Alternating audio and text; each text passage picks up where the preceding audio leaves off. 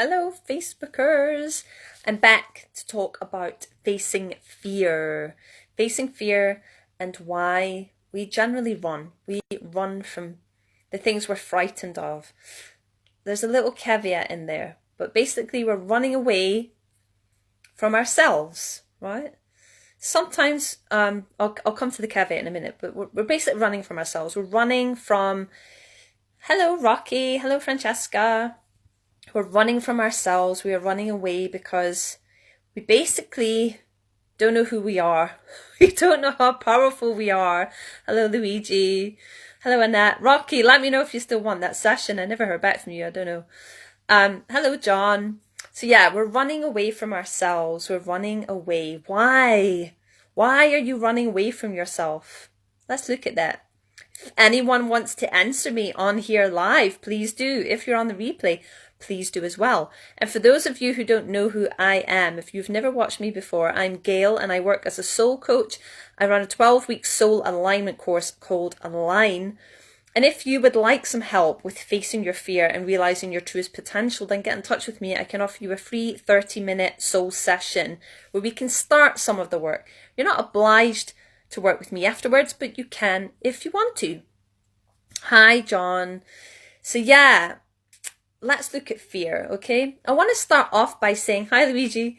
I've had a really funny last few days. Have any of you? I've been feeling really strange, like not my usual buoyant, slept happy self, but kind of like in the thick of it, really. You know, since the full moon at the weekend, it's been a bit bleh, like trudging through mud, like up to the thighs, you know, that kind of feeling. Rocky says, definitely been out of the country, running away from myself. Well, Rocky, let me know if when you're available. I have availability this week, so let me know, hon, if you're around. Hi, John. It's been ages. So yes. And Charles, hello, my love. We're talking about fear. I'm trying to talk about fear. I keep saying hi to everyone. So, fear, let's start. Running away from the self. Why would you run from yourself? Well, the first thing that's the most obvious is we run away from our pain. No one likes to feel their wounds, you know, their toxic stuff. We run away from the pain that we have inside of being unlovable, the pain that we have inside of being unworthy, of failure, of not achieving, of not reaching that pinnacle of success that we maybe think we should have, or our parents said that we should have. We run away from the pain of failed relationships. We run away from the pain of being told that we are unlovable by a caregiver or someone that we had a relationship with.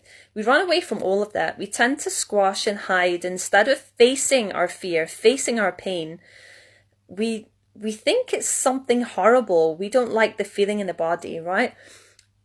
Anything that happens to us because we're emotional beings is felt in the body first. We don't like the feeling. We don't like the negative feelings, and so we tend to run. And what do we do when we run? Yes, we distract. We distract ourselves with films. We distract ourselves with video games. We distract ourselves with food and sex and alcohol and drugs and, you know, the list goes on. So you can see on the planet that actually most epidemics is really because we're frightened of something inside of us. Do you guys agree? Are you scared of yourself, of something inside of you that is bubbling and brewing, or perhaps it's so squashed that you haven't really acknowledged it in a very long time, but it's still there? No worries, John. John Riley says, lots of turns I ended up in the ER with serious bronchite. Oh, a bronchial issue. Yikes. Allow me to go really deep into the self-images and sleep has been very different. Oh, wow. Sorry, John. I didn't know that. Hello, Diane. It's been ages, honey. How are you? Yeah, John, I'm sorry about that. I hope you're all right. I hope you're feeling okay now. Hi, Campton. How are you, love? So, yeah, fear. Most of us are running away from that icky sensation that we think is going to come and eat us alive. It's not going to eat you alive. If you turned to face it, you would discover that this this icky feeling that is trying to get your attention. John, maybe your icky feeling turned into a bronchial issue, right? Because if you just turned and face it, you would find that actually this fear is a small, wounded inner child that is actually begging you to pay attention, begging for your attention and your affection and your love. Hi, Campton. So yeah, that's what we would discover. But the problem is that most of us just don't like the sensation. We don't like the feeling. It's like that thing when you hear a baby crying and the child isn't yours, right? The child's not yours and you're on an aeroplane. Let's pick the worst case scenario. You're on a 14-hour flight. I don't know where we're going, right? Hawaii. I don't know, from here maybe. From here in the UK. And you have a baby that's constantly crying on that flight. Well, what are you going to do, right? If you're a very kind, loving, open-hearted person, you might try and help soothe the baby. You might help the mother, right? But if that's not working, what would you do? Most of us will try and distract ourselves. We will watch the latest movie on the flight. We will go to the toilet a million times. We will try and change our seat. We will try and ask the hostess for some more wine or something. We'll try everything we can to distract ourselves rather than turn and face it, rather than do that thing, because it's painful. It hurts our ears. It hurts our heart.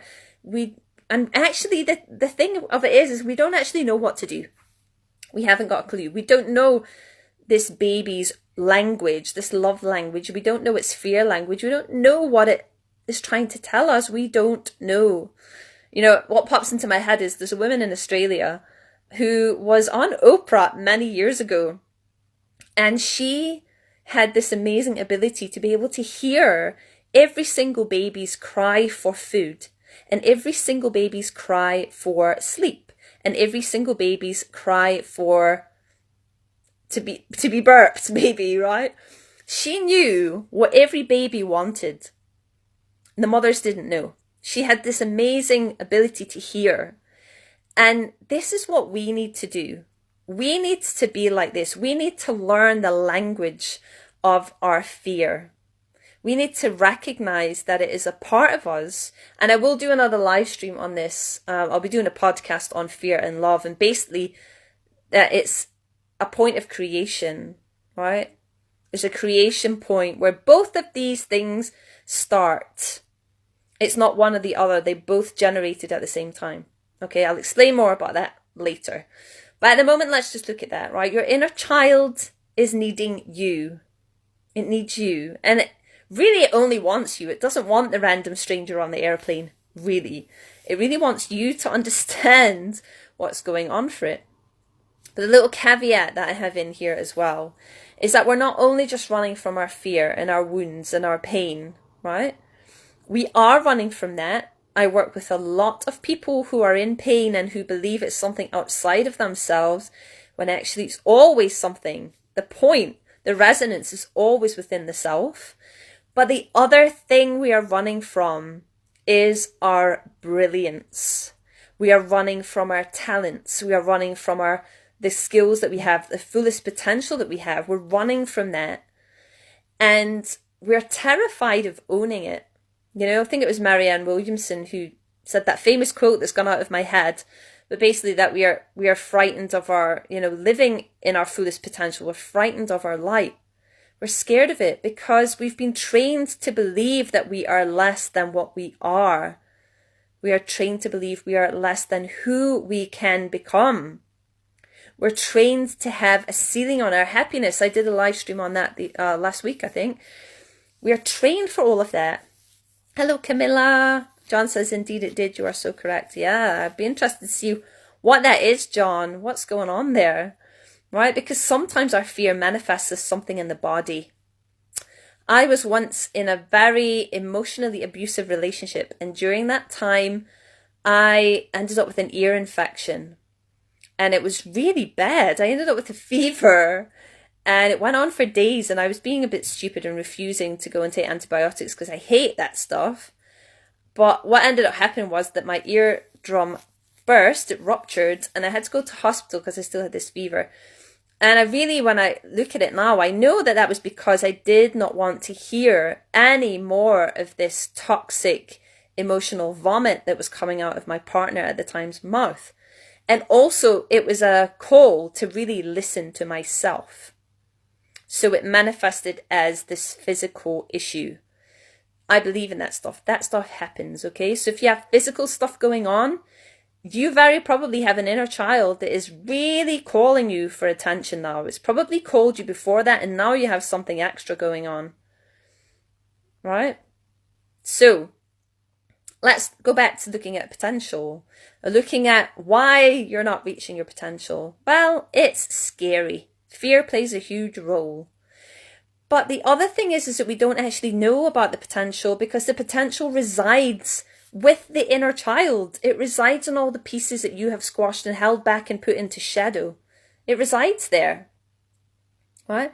So if you never contact this part of you, this crying part of you, because you are actually afraid of it making it out to be a monster, when it's actually just a small child looking for your help and guidance, if you believe it to be something scary, if you believe it to be too painful and you're not willing to meet it, you actually deny yourself your gifts. You deny yourself your superhero powers and your superhero status. You deny that, right? If I hadn't have owned my sensitivity, and if I denied it for the rest of my days, I would not be doing this work, because I need to be an empath in order to feel your stuff, in order to be intuitive, in order to download, in order to channel, in order to do these live streams. I need to have that sensitivity. When I do a call with people, generally they feel like they already know me because I'm so open. I have to remain that way in order to do this work. But there was a time in my life when I believed that my sensitivity was a curse. You know, hands up to all the empaths in the room who believe that being an empath is a nightmare, and they just want to stay at home and they don't want to go and socialize, and they feel overwhelmed when they're out in public, when they're on public transport, when they go into shops with bright lights and loud noises. I was that person too. Right? So empaths usually believe they're cursed, but they don't realize that it's actually a gift for most people, most empaths. And you have a gift too. You, with your terrible story of the nightmare of your background and your upbringing, and with your problems, you have a gift to give to the world. Every single person does.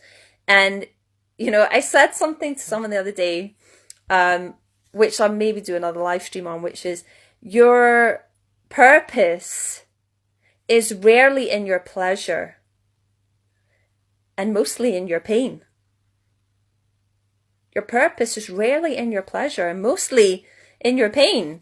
That's how it is in the 3D right now. We learn more quickly through pain than we do through pleasure. It doesn't have to be that way, but it's because we end up choosing that path because we don't fully trust the other one. We don't fully trust ourselves to be held by the universe, by God, by source, by whichever you believe in, your higher self.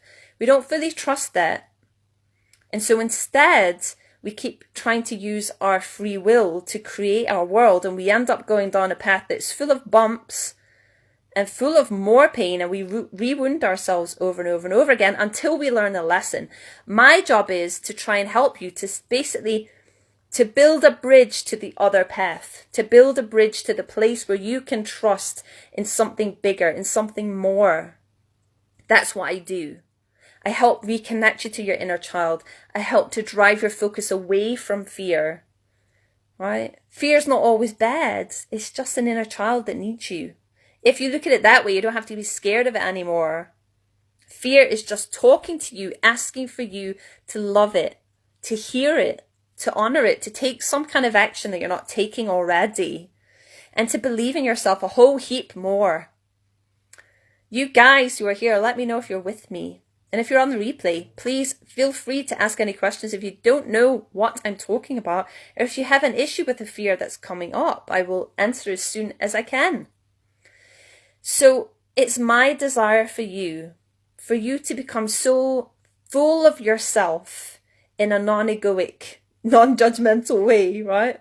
So full of yourself, so in love with yourself that you can feel every inch of yourself and you recognize when your fear is speaking, and you listen and you start to honor that part of you so that you can find your gifts, because you're not just running away because you're frightened of the pain that you feel in the body, of the negativity that's in there, of the fear that's in there. You're also frightened of shining bright. You're frightened of letting your light out, because then you would have no excuse to not be the fullest potential of you.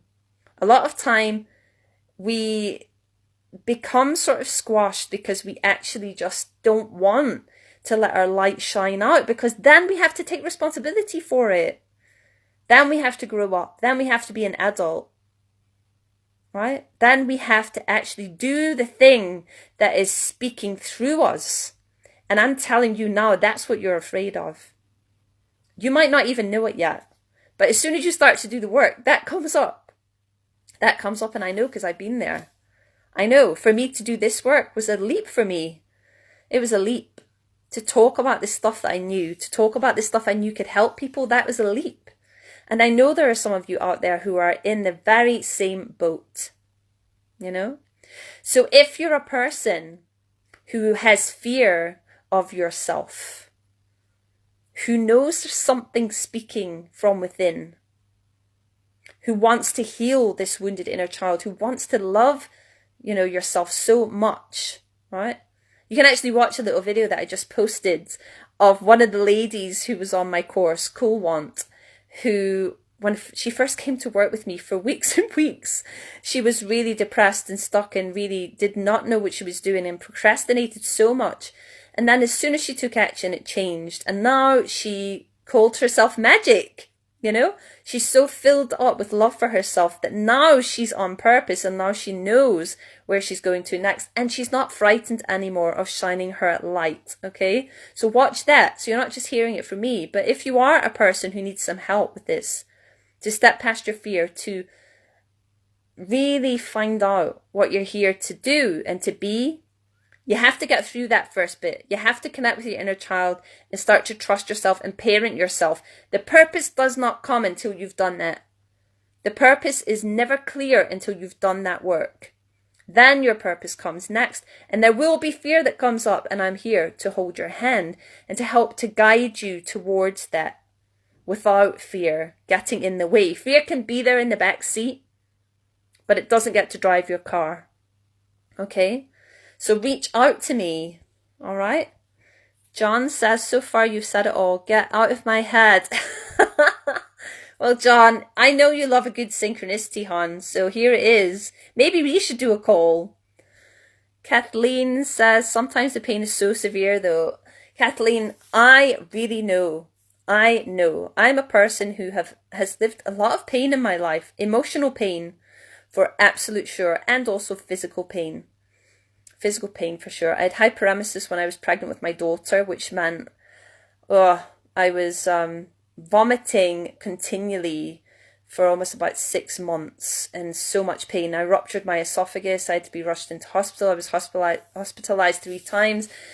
She then was born with lots of allergies. I had to go through all of that, really mostly on my own, because everyone thought I was crazy. I went into raw food, which made me even more crazy at that time. And then totally developed the spiritual bug, which made me even more crazy. So there was a lot of aloneness. I also suffered from back problems for years and years and years that, left me with a really wobbly core. And so I understand. And I have to say, I've worked with a lot of people who have physical pain and emotional pain. And really, what I want to say about it is, even if it is physical, it is not something that needs to hold you back. It isn't. It's not. And I know that might be difficult for some of you to believe who are experiencing physical issues, but it isn't impossible to get past. Hello, Charlotte. How are you doing, honey? Hi, Edwina.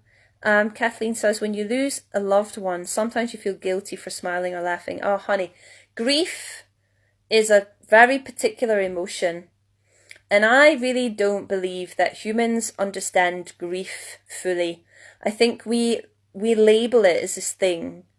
I definitely have a thing about words where humans have labeled words to things, and it doesn't really fully express what goes on. Grief is like, the vision in my head is like when you're drowning in all of the emotion, every joy, every sadness, every loss, every high, all at one time, and people are on the shore asking you to get out, and you don't want to get out. I mean, you kind of do, but at the same time you don't. Like, you want to come up from air, but you don't want to leave because your person's still there. Your person's still there, you know? It's very painful, grief. Oh, I felt that really deeply there. Yeah, so when your person has gone, you want to remember them and you want to swim in that ocean, and no matter how painful it is and no matter how dark it is, there's still joy and laughter and stuff in there too. And I hear you when you laugh and smile. It's like there's a part of you that says, oh, don't do that, because it's like you forgot to be sad. You know? But I'm telling you this, any loved ones who have gone on to the other side, they do not want you sitting trying to stop yourself laughing and stop yourself smiling. They want you to live life. They want you to live the life that they didn't. They want you to live life because you have the opportunity to do it. You're here. Choose something more. Choose something better for yourself. Choose to laugh and also choose to cry. You know? Kathleen, emotional guilt. Yes, I felt that when I said it. I felt that. So, honey, I get it. Grief is one of those emotions. I'm only describing it to probably a tenth of what it actually is. I haven't experienced anyone like one of my family dying yet on me, or my partner dying on me, but I did experience my very good friend James dying. He had a brain tumour and he died within 2 months of the diagnosis, and it was such a shock because he was so like fit and healthy and like, yeah, he did everything you would think right, and yet he still passed.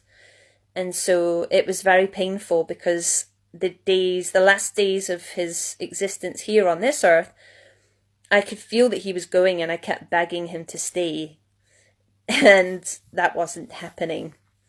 And so when he passed, I did everything in my power to put positivity into the situation. I did an event to help raise money for his family because they tried to take him to the States, to the Hippocrates Institute, to try and save him, but it really was too late.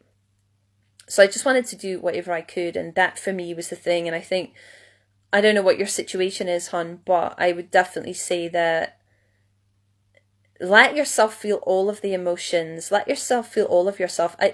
For me, all emotions are valid. All emotions have a story. All emotions are parts of you trying to speak. The difference is in the world of grieving without parenting yourself is you can get very lost in it. Grief and any other emotion that's deemed to be negative whilst you are parenting it is really the only way to go. You have to parent yourself. Elizabeth, hello. Yes, beautiful James. He was your lovely friend too. Hello, Al. Hello. So yeah, grief is a funny emotion. It's one of those emotions that maybe in time we'll understand more, but I definitely see it like the sea, like diving into the sea and feeling it all. And you come out when you're ready.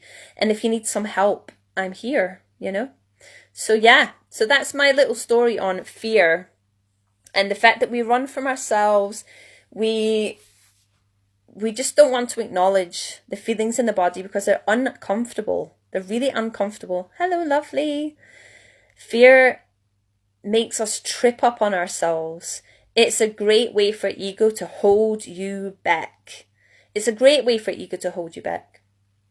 Fear will tell you can't do things. Fear will say, that you're not who you think you are, that you are less than other people. It will cause procrastination.